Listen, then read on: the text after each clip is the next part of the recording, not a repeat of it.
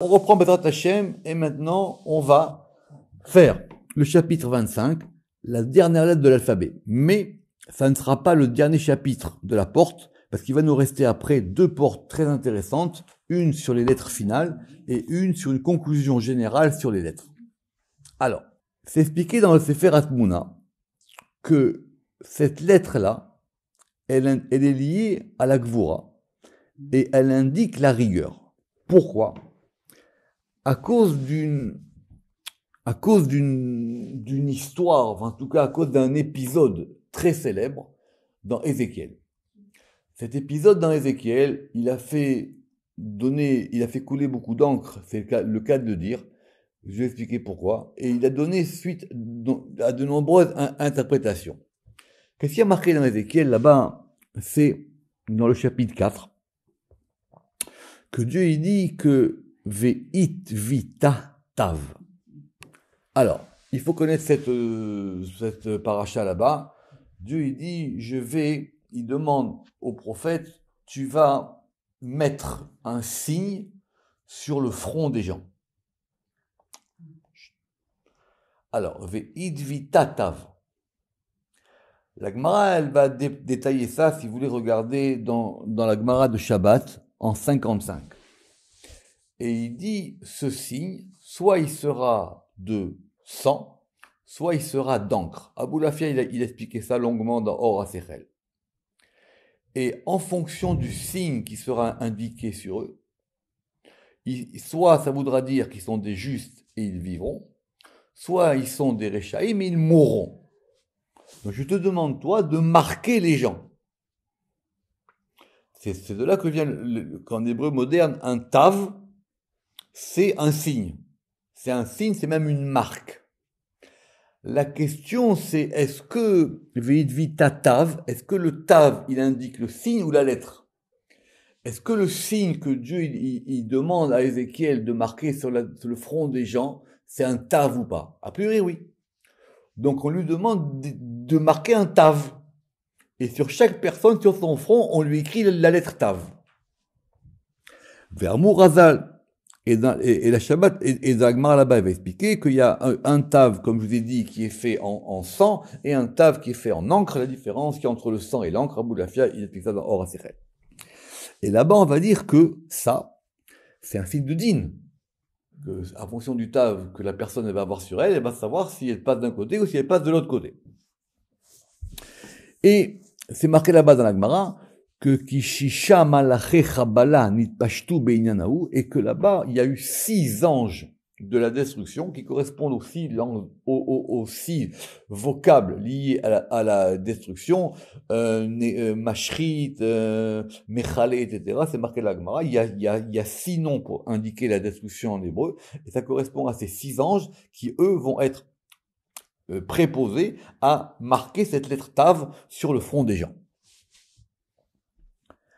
Alors, donc c'est bien la lettre du din. À tel point, on verra, c'est aussi la lettre de la mort, Mout. Le Tav, c'est la mort. Comment on voit ça? Le Tav, on va considérer qu'il est fait du côté gauche par un Vav inversé. Vezeu remez a Vav afucha. Ça veut dire quoi? Le Vav chez Aïta Midata Rahamim, le Vav qui était donc la mesure de la miséricorde, il se renverse, Vene Fraladin, et il redevient din. D'où on apprend ça, que la mesure de miséricorde, elle peut se renverser. C'est un grand sujet. C'est un très très grand sujet. On apprend ça des diplés, dans la paracha qu'on a lue. Il y a marqué là-bas, Vehine Yad. Hachem Ovaya. Alors c'est expliqué la Tikkun HaZohar et c'est à propos d'une plaie. Et là-bas il y a marqué que la main de Yud Kevavke. Donc vous avez donc le Shem Yud Kevavke. Ce nom, je vous dis comment le Zohar l'interprète. Ce nom on le change et il devient He Vav Yudke. Et là il devient le nom qui permet de faire la plaie. C'est grâce à ce nom-là que Moshe il a réussi que Moshe il a exécuté la plaie. Donc c'est de là qu'on apprend que Midat Rachamim, elle se transforme en Midatadin. C'est un Zohar magnifique qui explique là-bas comment est-ce que les gens ils peuvent renverser les choses. Soit on peut renverser le mal en bien, soit effectivement on peut renverser aussi Chas Shalom, le bien en mal, ça dépend de ce que les gens font. Donc le Vav, qui est normalement une lettre de Rachamim, quand il se renverse, il indique son contraire. Et ce qui serait donc le cas de notre Vav du Tav. Mais Rachamim yapech Hashem lidin. Ok. Et donc il se renverse du côté Tav. De ce point de vue-là, si on regarde bien, donc le Tav, il serait fait comment? Donc le Tav, il serait donc considéré comme étant un Resh ou un Vav. D'accord? Alors, c'est un grand sujet. Comment est-ce qu'on compose le Tav? Soit on dit que c'est Resh Vav, soit on dit que c'est Resh Nun, ou soit on dit que c'est Dalet Nun. D'accord? Il y a plusieurs manières de considérer. Donc je répète, soit on dit Resh Vav, et le Vav il est à l'envers, soit on dit que c'est Resh Nun, et là on a vraiment un Nun, ou soit on dit que c'est Dalet Nun. D'accord? Très bien. Alors le mot Tav lui-même, il indique aussi le fait d'indiquer une limite. Alors c'est un verbe un peu rare, mais qu'on trouve dans la Torah, dans Bamidbar. Il est marqué là-bas, Tetaou lachem or ahar. Fixez-vous une limite sur le sommet de la montagne, dans Bamidbar. Pirouche, Gevul, Veshiur Ladin. Donc c'est aussi une lettre qui va donc donner une limite, qui va limiter le din. Veyesh mishepiresh tav romez la malchut. Et c'est pour ça que certains ont dit que le tav il est lié à la malchut à propos du verset d'Ézéchiel qu'on vient de citer. Quand on a dit vita tav, que c'est la malchut maintenant qui peut être soit du côté de la vie, soit du côté de la mort. Chez kol hareshumot v'amarot nirimba. Et pourquoi? Parce que maintenant cette lettre tav, en fonction de la manière dont elle va être écrite, elle va indiquer la chose. Or, quelle est la sphira dans laquelle tout se voit? Comme il a dit, chez Kol hareshumot ve'amarot nirimba, que toutes les choses qui sont inscrites et toutes les choses qui se voient sont vues en elle, c'est la malchut. C'est la sphira qui montre les choses de la malchut, depuis le début. Veyesh mishepiresh binyan lacher veze leshono. Autre explication. Tav ou keneged tik. C'est quoi un tik en hébreu? Un tik, c'est un sac en hébreu moderne. C'est une pochette. C'est la pochette des téphilines. Tik shel téphilin. Vanativ shela nikra shalom. Et le sentier qui correspond au tav, c'est le sentier de la paix. On va voir tout ça comme le Ramak, on va mettre tous ces éléments ensemble après. Doucement. Et dans le Zohar, dans de nombreux endroits, Rabbi Shimon bar Yochai, il a expliqué que le tav c'était lié à Tiferet, normal. Efshar lomar ki lashon tav, milashon ta'ava. Et tav, ça indique aussi le fait de désirer une chose. La preuve, c'est marqué dans Job, en 31-35, Kemo en tavi Shaddai ya'aneni. Voici ce que je désire, c'est que le Shem Shaddai me réponde. Comme ça, il parle Job. Ve'atam ki ta'ava le'na'im ve'nechmad le'mar'eh. Donc c'est quelque chose qu'on désire de voir. Ou on dit que tav, comme on l'a dit, ça indiquait un signe. Alors, comment on va s'en sortir? Ve'atam, qui a Tiferet, mitzad yesod ou autre? Tiferet, du point de vue de Yesod, c'est ça qu'on appelle le signe, tav. Et dans le Zohar, dans Parashat Rukat, Mashma, il ressort de là-bas, qui otazé nirmed la malchut, que ce signe-là est lié à la malchut.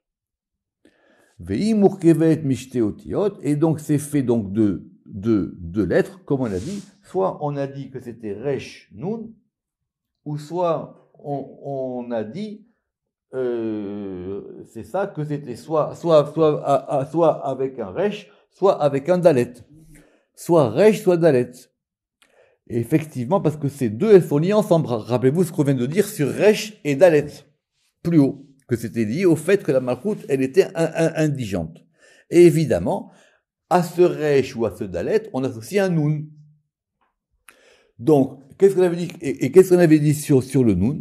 Ou mashma'atam de anun, aremev shela betitracha. On avait dit que le nun, ça indiquait l'autre côté. Des kayama beshipule des mishkana. Velachon nun, et cette notion de nun, elle vient d'un verset qui dit velotunu. C'est-à-dire quoi velotunu? Ça veut dire vous n'opprimerez pas, vous ne ferez pas, vous ne serez pas dur. Qui a klipa, mais ana et adam. Parce que les forces de l'autre côté, elles font du mal à l'homme. Ou mar elo panim meirim yored, parce que ça lui indique au départ des visages attrayants. Ou mastin oleo mekatreg, et après ça va effectivement commencer à l'accuser et à l'entraîner de l'autre côté. Marat kelana avec des pirachnou. Donc au départ c'est attrayant et à la fin c'est amer comme la spique. Comme expliqué dans la porte des palais de l'Atmorod. Et donc effectivement, on voit que cette lettre-là, elle est liée à la malchoute, bien qu'elle comprenne aussi un aspect négatif. Donc effectivement, ici, c'est un peu complexe. On voit qu'il y a beaucoup de choses dans tous les sens par rapport à cette lettre. Alors, le Ramak, il a tout résumé dans le Elimar Rabati. Le Ramak, il dit que donc la lettre Tav, elle a donc 3 aspects. Là, maintenant, ça va être plus clair. Shlosha bechinot. Premièrement, elle a un aspect où elle est bonne. Aechat tova, meod, et elle est la malchoute. Parce qu'elle correspond au sceau de la vérité. Comment il termine le mot émet? Par un tav. Le tav, c'est le sceau de la vérité. Et qui est donc le tiferet, chatum beot tav, et c'est tiferet qui est donc le sceau. C'est quoi le sceau? C'est en même temps le dernier élément. Ce qui va sceller la lettre Tav, et elle indique à la malchoute. Gomeret ou meshalemet rotam emet, et c'est elle qui va donc terminer, achever et même parfaire la lettre, le principe de la vérité. Donc premier élément, Tav emet. Donc je reprends, d'accord? On avait emet, vous savez que emet c'est tiferet. Mais tiferet, pour former le mot émet, on fait Aleph, même Tav, qui sont d'ailleurs la première lettre, la lettre médiane, et la dernière lettre de l'alphabet. Ça c'est connu sur cette notion de émet, que le émet c'est quelque chose qui prend tout ensemble. Mais en tout cas, et le principe de émet, il est donc dans l'axe de Tiferet, et il se termine par le Tav qui est lié à la malchoute. Deuxième aspect. Abechina shinit, ibesod veidviti tiv, comme on l'a dit dans Ézéchiel. Tu mettras un signe sur le front des gens. Et là-bas, il y a marqué que c'est soit le tav de Tyrier, soit le tav de Tamout. Soit c'est le tav de Tyrier, tu vivras. Soit c'est le tav de Tamout, tu mourras. Comment l'expliquer? C'est le même tav, c'est pour ça qu'il y a marqué un tav. Mitza de yota bechaim yore bachaim. Si ce tav-là, il est du côté de la vie, il indique la vie. Et s'il est du côté de la mort, il indique la mort. C'est pour ça qu'on va le distinguer entre le tav qui va être fait avec du sang et le tav qui va être fait avec de l'encre. Et donc c'est l'inverse, c'est-à-dire c'est soit d'un côté, soit de l'autre. Et c'est effectivement là-bas que la Gemara elle a dit que Dieu y protégeait ceux qui étaient liés à son côté. Et donc, c'est le côté maintenant de l'inversion des choses. Soit c'est du côté de la vie, soit c'est du côté de la mort. Deuxième aspect. Troisième aspect. Alors là, à Bechina Shlishit, Imamashba, et là-bas, c'est vraiment du côté des forces extérieures.